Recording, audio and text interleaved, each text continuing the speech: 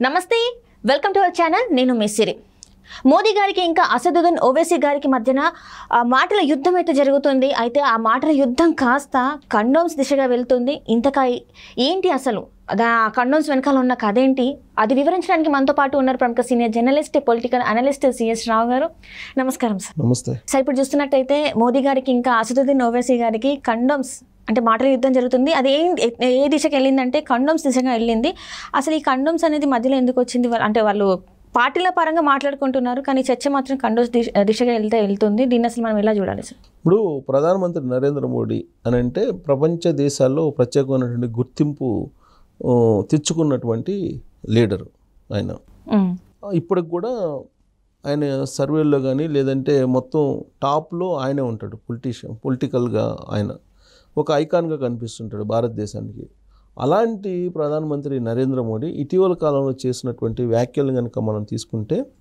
బహుశా ఆయనకి ఓటమి భయం పట్టుకుందా అనేటువంటి అభిప్రాయం కలిగేలాగా కనిపిస్తూ ఉన్నాయి కాంగ్రెస్ పార్టీ కూడా అదే చెప్తోంది ఆయన first phase second phase election అయిపోయిన తర్వాత ఆయన మాటల యొక్క వైఖరి కిందికి దిగిపోతూ ఉన్నాయి హుందాతనం అనేది లేకుండా పోతుంది అనేటువంటి అభిప్రాయం కాంగ్రెస్ పార్టీలో ఉంది అలాగే రాహుల్ గాంధీ కూడా పదే పదే చెప్తూ ఉన్నాడు ఓటమి వెంటాడుతుంది అందుకే 56 అంగుళాల ఛాతీ ఉన్నటువంటి నరేంద్ర మోడీ కిందకి దిగజారిపోయాడని చెప్పేసి ఆయన మాట్లాడుతున్నారు ఎందుకు ఆ మాటలు రాహుల్ గాంధీ మాట్లాడాల్సి వచ్చింది అని అంటే ఆయన ఏమన్నారంటే ఒకవేళ కాంగ్రెస్ పార్టీకి మీరు ఓటేస్తే హిందువుల సంపదను అందరినీ కూడా ముస్లిమ్స్కి ఇచ్చేస్తారు కాంగ్రెస్ పార్టీ అనేటువంటిది ఒక కామెంటు చేయడం జరిగింది అది ఆ కామెంట్ ఎప్పుడు చేశారు ఫస్ట్ ఫేజ్ ఎలక్షన్ పోలింగ్ అయిపోయిన తర్వాత చేసినటువంటి కామెంట్ అది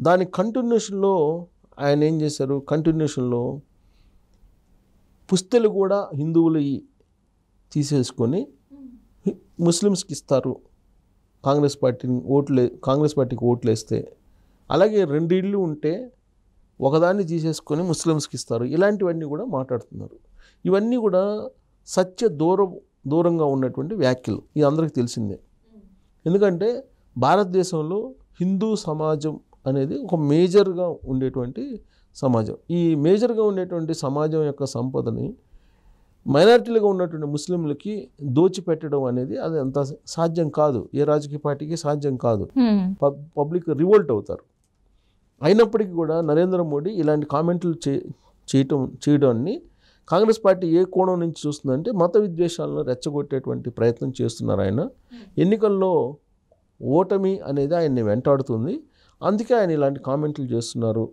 అనేది చెప్తున్నారు ఇంకోటి ఇప్పుడు 2వ దశ పోలింగ్ అయిపోయిన తర్వాత కంటిన్యూషన్లో ఆయన ఏమన్నారంటే భారతదేశంలో హిందూ సమాజం అంటే హిందువుల యొక్క సంఖ్య తగ్గిపోతుంది ముస్లింల యొక్క సంఖ్య విపరీతంగా పెరిగిపోతుంది అని చెప్పి ఆయన వ్యాఖ్య చేశాడు హిందువుల యొక్క సంఖ్య తగ్గిపోతుంది ఇదంతా వ్యూహాత్మకంగా ముస్లింలు చేస్తున్నటువంటి పని కాంగ్రెస్ పార్టీ అధికారంలోకి వస్తే హిందువులు ఇంకా తగ్గిపోతారు ముస్లింలకి పెరిగిపోతారు అనేటువంటి యాంగిల్లో ఆయన కామెంట్ చేశారు దానికి రియాక్ట్ అయినటువంటి అసదుద్దీన్ ఓవైసీ ఎంఐఎం చీఫ్ అసదుద్దీన్ ఓవైసీ ఆయన ఏం చెప్పాడంటే హిందువులే పెరిగిపోయారు మీరు కావాలంటే డేటా తీసుకోండి జాతీయ స్థాయిలో ఉన్నటువంటి డేటా తీసుకుంటే గత కొన్నేళ్లుగా హిందూ జనాభా ఏ విధంగా పెరిగింది ముస్లిం జనాభా ఏ విధంగా పెరిగింది మీరు తీసుకోండి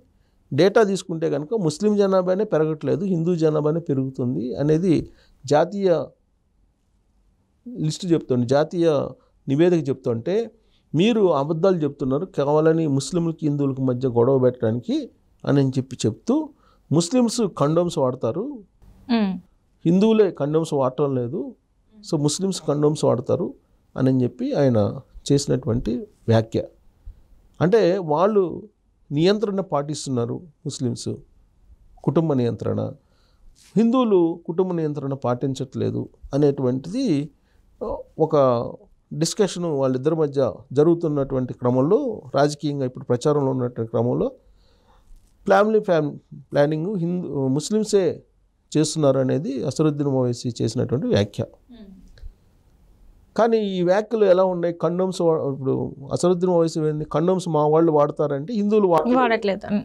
హిందువులు వాడట్లేదని చెప్పి. సో అంటే ఫ్యామిలీ ప్లానింగ్ అనేది, కుటుంబ నియంత్రణ అనే పదం ఉపయోగిస్తే ఎంత హుందాగా ఉండేది. కానీ ఇక్కడ కండోమ్స్ వాడుతున్నారని చెప్పి ఆయన ఉపయోగించారు. ఆయనే ఉన్నాడు, హిందువుల పుస్తలు తీసుకెళ్ళి ముస్లిమ్స్కి ఇస్తారు అని చెప్పి ఆయన చేసినటువంటి వ్యాఖ్యల్ని హిందువులు కూడా కొంచెం నామూషా ఫీల్ అయ్యేటువంటి వ్యాఖ్య అనేది కాంగ్రెస్ పార్టీ చెప్తుంది. అంటే ఈ స్థాయికి దిగజారిపోయారు బీజేపీ. ఈ స్థాయికి దిగజారిపోయిందంటే ఓటమి భయం పట్టుకుందనేది రాహుల్ గాంధీ చెప్తున్నాడు, మల్లికార్జున ఖార్గే చెప్తున్నారు. ఎప్పుడూ లేదు రాజకీయాల్లో ఇలాంటి పదజాలం. ఇప్పుడే ఎందుకు వస్తుందంటే మళ్ళీ అధికారంలో వస్తామని చెప్పి నమ్మకం నరేంద్ర మోడీకి లేదు. అందుకే ఇలా రెచ్చగొట్టేటువంటి వ్యాఖ్యలు చేస్తూ ఉన్నారు అనేది. ముస్లిం రిజర్వేషన్ల మీద వచ్చింది ఫస్ట్. అసలు రిజర్వేషన్ నేను 50% లిమిట్ ఎత్తేస్తానని చెప్పాడు రాహుల్ గాంధీ. ముస్లిం రిజర్వేషన్లు మేము రద్దు చేస్తామని చెప్పేసి బీజేపీ చెప్తోంది. మత ప్రాతిపదికన రిజర్వేషన్లు అసలు ఉండకూడదు అనేది. ఇవన్నీ కాదు, అసలు ఆర్ఎస్ఎస్ 100 సంవత్సరాలు అవుతుంది ఆర్ఎస్ఎస్ పెట్టి. సో ఆర్ఎస్ఎస్ 100 సంవత్సరాల టార్గెట్ ఏంటంటే భారతదేశంలో అసలు రిజర్వేషన్ సిస్టమే ఉండకూడదు అనేది వాళ్ళ యొక్క ఆలోచన. అది బీజేపీ తోటి చేయిస్తుంది. ఒకవేళ బీజేపీ కనుక ఓటేస్తే రాబోయేటువంటి రోజుల్లో కంప్లీట్గా అసలు రిజర్వేషన్లే రద్దు చేస్తారు అనేటువంటిది ఇప్పుడు కాంగ్రెస్ పార్టీ చెప్తోంది. దానికి మోహన్ భగవత్ ఆర్ఎస్ఎస్ చీఫ్ ఆయన కూడా వివరణ ఇవ్వడం జరిగింది. మాకు రిజర్వేషన్లు ఎత్తేసే ఆలోచన కానీ అలాంటి ఉద్దేశం కానీ లేదు. అసమానతలు తొలగేంత వరకు కూడా రిజర్వేషన్స్ మేము కంటిన్యూ చేస్తాము. ఇలాంటి చౌకబారు కామెంట్లు చేసి ఓట్లు సంపాదించుకోవాలని చెప్పి కాంగ్రెస్ పార్టీ అనుకుంటుందని చెప్పి వాళ్ళు అంటున్నారు. ఇప్పుడు కాంగ్రెస్ వాళ్ళు ఏమంటారు, ఖచ్చితంగా వాళ్ళు రిజర్వేషన్లు ఎత్తేస్తారని వాళ్ళు చెబుతున్నారు. వీళ్ళు ఏం చెప్తున్నారు, కాంగ్రెస్ పార్టీ కనుక వస్తే కనుక హిందువుల పుస్తలు తీసుకెళ్ళి ముస్లిమ్స్కి ఇస్తారు, ఆస్తులు తీసుకెళ్ళి ముస్లిమ్స్కి పంచేస్తారు, తస్మాత్ జాగ్రత్త అని చెప్తున్నటువంటి క్రమంలో గత వారం రోజుల నుంచి ఇప్పుడు కండోముల వరకు వచ్చింది. కండోములు వాడలేదు, ఎవరు వాడలేదు అనే దగ్గరకు వచ్చేసింది. అంటే ఏ స్థాయిలో పాలిటిక్స్ దిగజారిపోయాయి అని చెప్పి మనం చెప్పుకోవడానికి ఈ వ్యాఖ్యలు మనం ఉదాహరణగా తీసుకోవచ్చు. అంటే ఇప్పుడు ఎన్నికలు ఇంత దగ్గరకు వస్తున్న వేళ ఇలాంటి వ్యాఖ్యలు చేస్తుంటే వాళ్ళని వాళ్ళు దిగజార్చుకొని చేసినట్టే కదా సార్. ఎక్కడ కూడా ప్రజల గురించి మాట్లాడకుండా పార్టీల పరంగా మాట్లాడినట్టు అనిపిస్తుంది చూస్తుంటే. ఇప్పుడు అసదుద్దీన్ ఓవైసీ స్పందించాడు. అసదుద్దీన్ ఓవైసీ ఎందుకు స్పందించాలి, ఆయన దిగజారిపోయానంటే ఆయన హైదరాబాద్లో గెలిచేటువంటి పరిస్థితి కనపట్ల. హైదరాబాద్లో ఇప్పుడు మాధవీలత వచ్చింది. మాధవీలత వచ్చిన తర్వాత ఆయన పరిస్థితి ఏందో ఆయనకు అర్థం కావట్లేదు. సో ఆ క్రమంలో ఆయన ముస్లిమ్స్ను ఓన్ చేసుకోవాలి. ముస్లిమ్స్ను ఓన్ చేసుకోవాలంటే హిందువుల మీద వ్యతిరేకంగా కామెంట్స్ చేయాలి. అందుకే హిందువులు కండోములు వాడరు, ముస్లిమ్స్ వాడతారు అంటున్నారు. వాస్తవంగా ముస్లిం దీని ప్రకారం, ముస్లిం మత దాని ప్రకారం, సంస్కృతి దాన్ని సాంప్రదాయం, ముస్లిం సంప్రదాయ ప్రకారం వాళ్ళ ఫ్యామిలీ ప్లానింగ్ అనేది పాపం. అవును సార్, వాళ్ళ గ్రంథం ప్రకారం పాపం. అందుకని వాళ్ళు కండోమ్స్ వాడి కుటుంబ నియంత్రణ పాటిస్తారని చెప్పి అసదుద్దీన్ చెప్తున్న దాంట్లో వాస్తవం నేతి బీరకాయలో నెయ్యి ఎంత ఉందో అంతే అనుకోవాలి. సో కాబట్టి ఇది కేవలం రాజకీయపరమైనటువంటి ఒక ప్యానిక్, అంటే ఒక భావోద్వేగాలను, మతపరమైనటువంటి భావోద్వేగాలను రెచ్చగొట్టి ఎవరికి వాళ్ళే అనుకూలంగా ఓట్లు సంపాదించుకునేటువంటి క్రమంలో జరుగుతున్నటువంటి కామెంట్లు తప్పితే ఈ కామెంట్ల వల్ల వాళ్ళే పలుసునైపోయేటువంటి అవకాశం ఉంది ప్రజల్లో అని చెప్పి మనం విశ్లేషణ చేసుకోవచ్చు. Right sir, right. Thank you so much sir. Thank you.